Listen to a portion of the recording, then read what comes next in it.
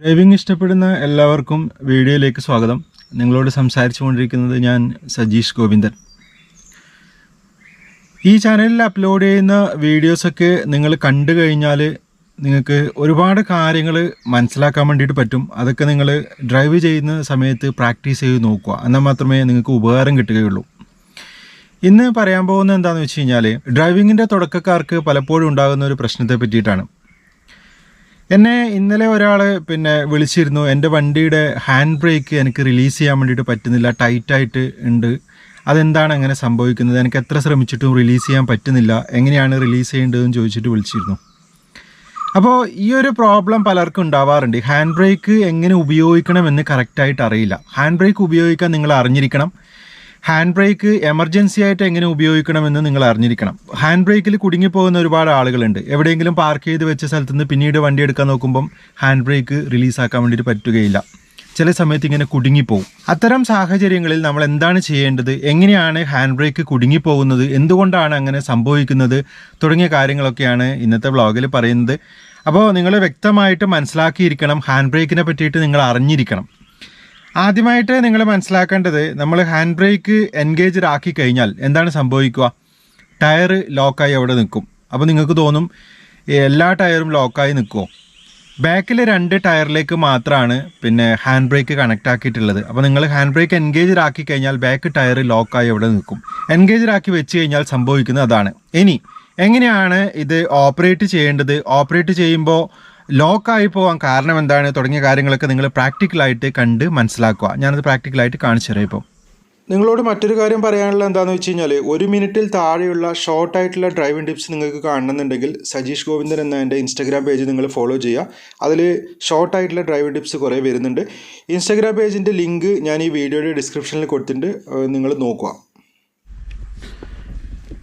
ഈ ഹാൻഡ് ബ്രേക്കിന് ആക്ച്വലി 2-3 പേരുകളുണ്ട്. ഒന്ന് ഹാൻഡ് ബ്രേക്ക് എന്ന് പറയും, ഒന്ന് എമർജൻസി ബ്രേക്ക് എന്ന് പറയും, പാർക്കിംഗ് ബ്രേക്ക് എന്നൊക്കെ പറയും. അപ്പോൾ അതൊക്കെ നിങ്ങൾ മനസ്സിലാക്കി വെക്കുക. ഇനി ഹാൻഡ് ബ്രേക്ക് എങ്ങനെയാണ് ഓപ്പറേറ്റ് ചെയ്യേണ്ടതെന്ന് പല ആളുകൾക്കും കൺഫ്യൂഷൻ ഉണ്ട്. പ്രത്യേകിച്ചും ഡ്രൈവിങ്ങിൻ്റെ തുടക്കക്കാർക്കാണ് ഈ ഒരു കൺഫ്യൂഷൻ ഉള്ളത്. നിങ്ങൾ കാര്യങ്ങളെ കണ്ട് മനസ്സിലാക്കുക എങ്ങനെയാണ് ഓപ്പറേറ്റ് ചെയ്യുന്നതെന്ന്. ഇപ്പോൾ ഹാൻഡ് ബ്രേക്ക് എൻഗേജ്ഡ് ആക്കി വെച്ചിട്ടാണുള്ളത്. ഇങ്ങനെ മുകൾ ഭാഗത്തേക്ക് ഉണ്ടാവും. റിലീസ് ആയി കഴിഞ്ഞാൽ ഹാൻഡ് ബ്രേക്ക് താഴെയായിരിക്കും ഉണ്ടാവുക.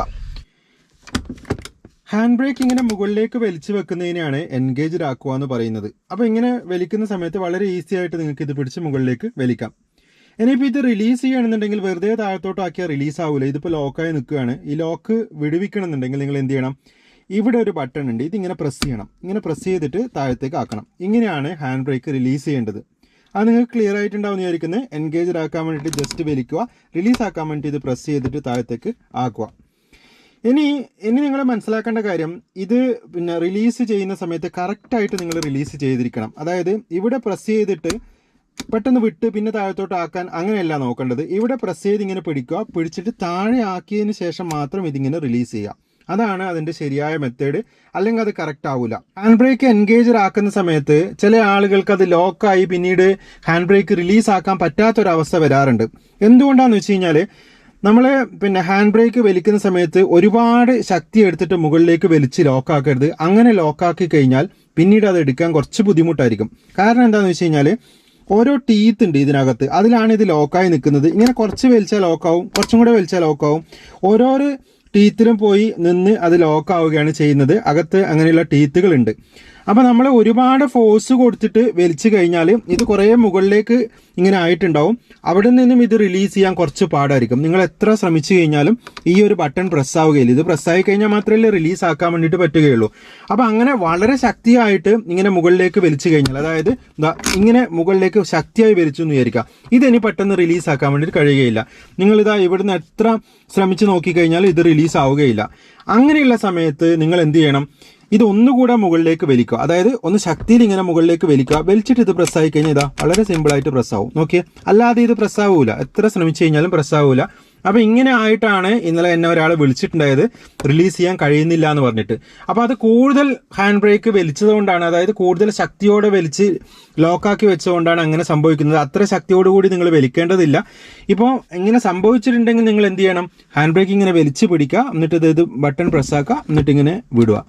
ഇതുപോലെയാണ് നിങ്ങൾ ചെയ്യേണ്ടത്. നോർമലി നമ്മൾ ഹാൻഡ് ബ്രേക്ക് എൻഗേജർ ആക്കുമ്പോൾ ഇങ്ങനെ വലിച്ചാൽ മാത്രം മതി, അധികം ഫോഴ്സ് കൊടുത്ത് വലിക്കണം എന്നില്ല. ഏറ്റവും ടോപ്പിലേക്ക് ഇങ്ങനെ വലിച്ച് വെക്കണം എന്നൊന്നും നിർബന്ധമില്ല.